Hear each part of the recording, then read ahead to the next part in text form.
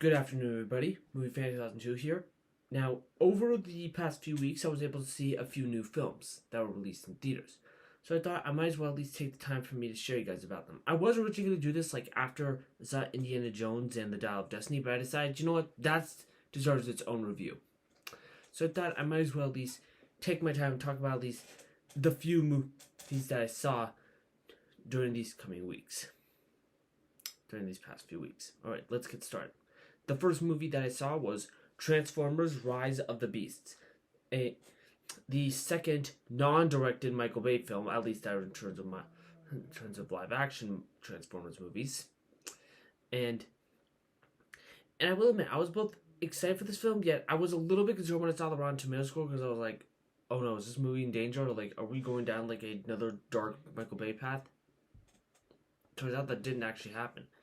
Yeah, apparently now with Michael Bay out of the director's chair, the live action Transformers films are starting to be trying to get back on its feet again. I mean, aside from the first and in my opinion the third movie, and the fourth film was sort of okay-ish. I didn't really had any fondness of the Michael Bay films, especially the second and fifth movie. Yeah, that's why films like Bumblebee and Transformers: Rise of the Beast did such a good job. I will admit there are a few issues. There are a few issues. Some of the comedy wasn't all good. I mean, there were some funny moments, but then there were some that were just kind of not good. Especially one that was just kind of racist. That and a bit of the beginning was just a bit kind of dull. But I really thought this film was surprisingly really great. It definitely brought me back to what made Transformers Transformers. Yeah, the Autobots actually got a lot more to do here and actually had major roles this time, especially Optimus Prime and Mirage. I definitely like the human characters. Actually, these films are making the human characters much more likable. Sorry, Sam. What else? The action was just so much fun. The effects look amazing. And it actually did have a pretty engaging story. I was actually thoroughly engaged, especially that they actually, not to mention, Scourge was a threatening villain, and they finally gave Unicron justice here. Yeah, Unicron was done much better here than in The Last Knight. Excuse me. So yeah, in my opinion, I really like Transformers: Rise of the Beast. I thought it was a really, really solid film. For me, I'll give it 9 out of 10. Yeah, very good. Next up, we have the two movies that came out last week and the two major releases. And the first one I have is The Flash. Well, that's the first one I saw of these two. I was originally gonna see the other film before I saw this one, but apparently some things came up, so I saw this one instead, in IMAX apparently. And I will admit, I really liked it. Although I will admit, I did have some issues with it. Some of the comedy wasn't all that good, and some of the cameos were a bit questionable. Not to mention the horrendous CGI in this movie. Oh God, the CGI. It is so terrible in this film. It really is. It's just so bad that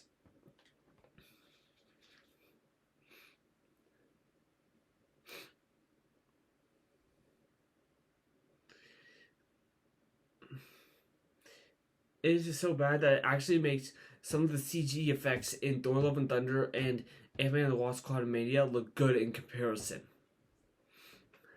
I'm so sorry. It's just, yeah, I have no idea what they were thinking. They should have at least polished up the CGI. They should have delayed this film just so they can at least work on the effects much more. At least make them much more finished. And there can be some moments that were kind of confusing, but I really did enjoy the film. Despite his controversies, I did like Ezra Miller as the Flash in this film, although I don't want to see him again because I feel in the role anymore. I'm sorry, it's just I'm kind of done with that. I really liked Supergirl. Thought she was a lot of fun. There were some emotional moments. I was not expecting the ending to hit me that hard. There was a scene near the end that got me very choked up. And of course, Michael Keaton was just amazing as Batman. I mean, if you come to this movie to see Michael Keaton as Batman, it's pretty awesome. I'll give it an 8.5 or 9 out of 10. Also, this film is kind of disappointing that the film is sort of flopping, but then again, it is understandable to why, like with Ezra Miller's controversy. So with this film, I can give it a pass. The same, however, cannot be said for Elemental. I have no idea why.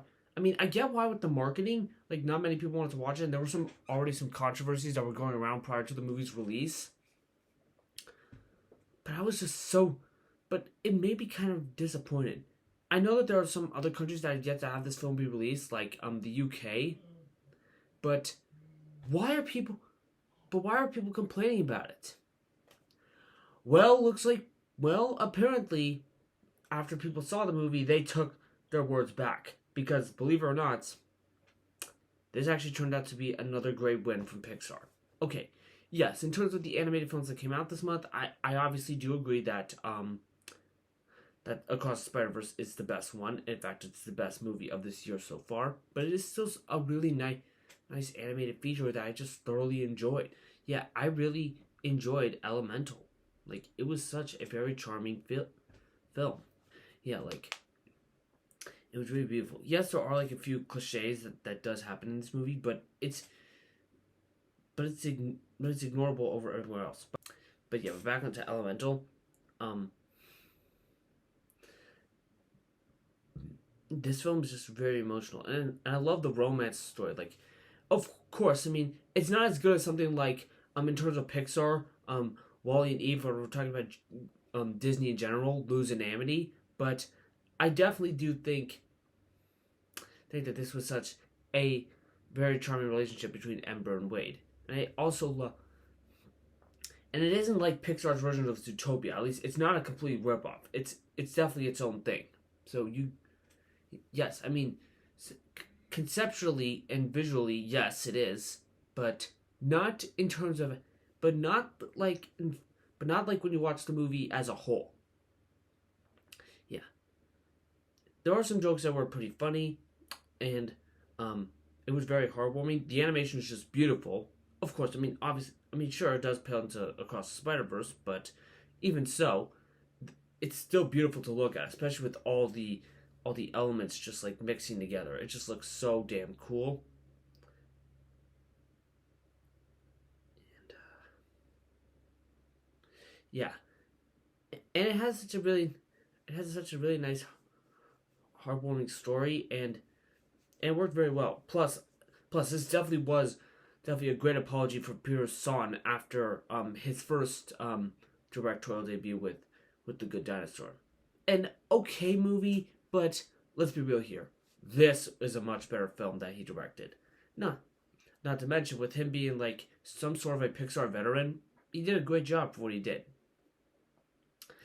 So yeah, I really hope many people do go watch Elemental, because I really want the film to get back at the box office. For me, despite having a few cliches and like I'm actually personally gonna give it a 10 out of 10 because I just had such a good time with it. Yes, of these city-like Disney / Pixar films, I prefer Zootopia more, but I thought this film was just so good that it just brought back some of that Pixar magic, in my opinion. So there you go. Those are my quick movie reviews on the 3 movies that came out during these past few weeks. Which one of these were your favorite? Let me know down in the comments. And until the next video comes, peace and take care.